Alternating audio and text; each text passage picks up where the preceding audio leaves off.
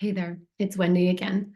And I don't have as much of a voice as I typically do. I just am getting over a cold, but I wanted to start creating some of these videos that you all had suggested. And one of the first ones that came through was a question that said I would be interested in videos about sustained attention or remaining focused on a task until it's finished. And also completing a task in a timely manner, not letting a simple 20-minute task go on for 60 minutes. I love this, and I 100% resonate with this because so many of my clients get stuck in this pattern of trying to do something, but then when sustained attention is a skill that is challenging for them, then they just spin their wheels. And it's like they're working on a task for so much longer than it actually takes to do the task. And this can happen for a variety of reasons. Part of it is due to time blindness. They're underestimating how long something actually takes to do. Part of it is sustained attention, lack of skills and sustained attention. Part of it, sorry, is mismanagement of their time and the inability. It's more like emotional regulation, but also impulsivity, but the inability to say no to distractions or other thoughts that come into their head. It doesn't even have to be a distraction like a phone. It could just be the thought comes into their head that they need to do the dishes or they need to clean out their entire closet when they're supposed to be instead working on a project. So many things are at the root of this problem that is not being able to get something done in a timely manner.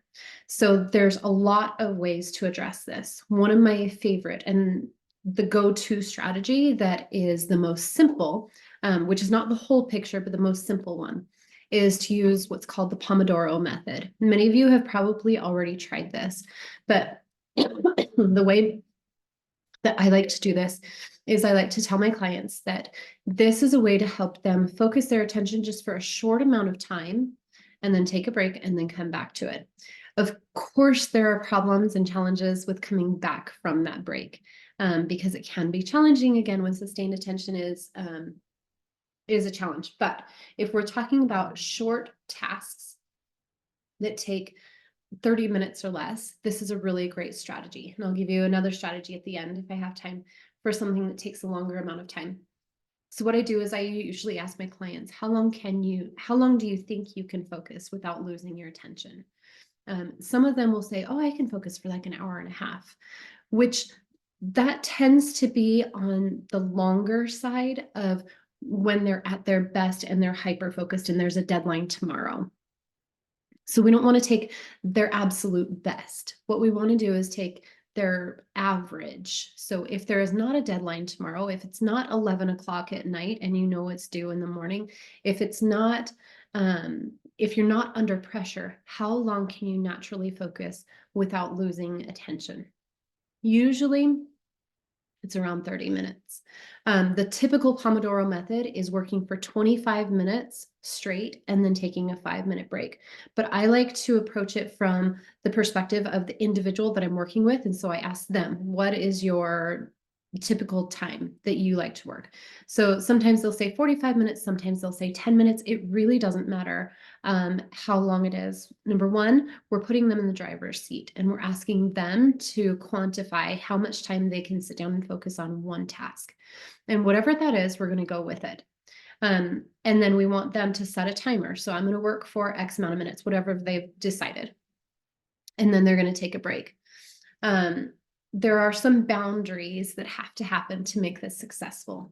In Atomic Habits, I was trying to think of the author, James Clear talks about when we're creating a habit, what we have to do is decrease our access to distractions as much as possible, increase our access to what it is that we want to do.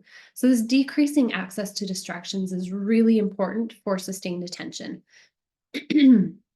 So what I do with all of my clients is I say, we need to create an environment. Seth Perler calls this sacred study space, but we need to create an environment that is like this bubble that minimizes as many distractions as possible. So where is your phone going to go? It has to be out of reach and out of earshot or on silent, but it has to be out of reach minimally. Notifications on the computer have to be turned off. Go into focus mode, go into downtime, whatever needs to happen.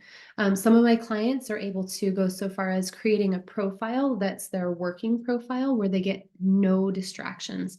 And they even block some websites on that particular profile. Not because they don't want to access them anytime, but because when they are in their working mode, they need to not have instant access to all of those things that they know can be a distraction. And then they set the timer to, oh, sorry. So that's decrease access to distractions and then increase access to what it is that feels motivating. Maybe a certain kind of music feels motivating. Do not fall into the trap of saying, I'm just going to go through my playlist and figure out which song I want and then switch it if I don't like it. Don't do that. If you're using music as a motivator, you turn it on before you start your Pomodoro timer, and then you let it play for the duration of the time that you're intending to focus. If your child or your student says that they like to watch TV while focusing, that it helps them focus, don't do it. That is, they can choose music, they can choose something else, like being in a place that they like, or getting a nice snack or something like that to help motivate them, whatever it is. Do not allow the TV to come in because that is multitasking and it's not effective. It's not efficient. So the second part of this is defining what can happen during the breaks. This is super important because a lot of my clients like to say, oh, I'll just get on my phone for 5 minutes. That's not going to happen. Sometimes at their best, it can happen, but we don't want to rely on willpower to be able to sustain us through this whole system. It's not going to work. Some days it will, some days it won't. It won't be consistent. So my boundary is 0 technology during the break, which then almost automatically makes it so that the 5-minute break will actually be a 5-minute break. And there are timers that can help you actually only take a 5-minute break, which is great. You can look up any Pomodoro timer online, they're free, and you can set it to whatever working period you want, whatever break period you want.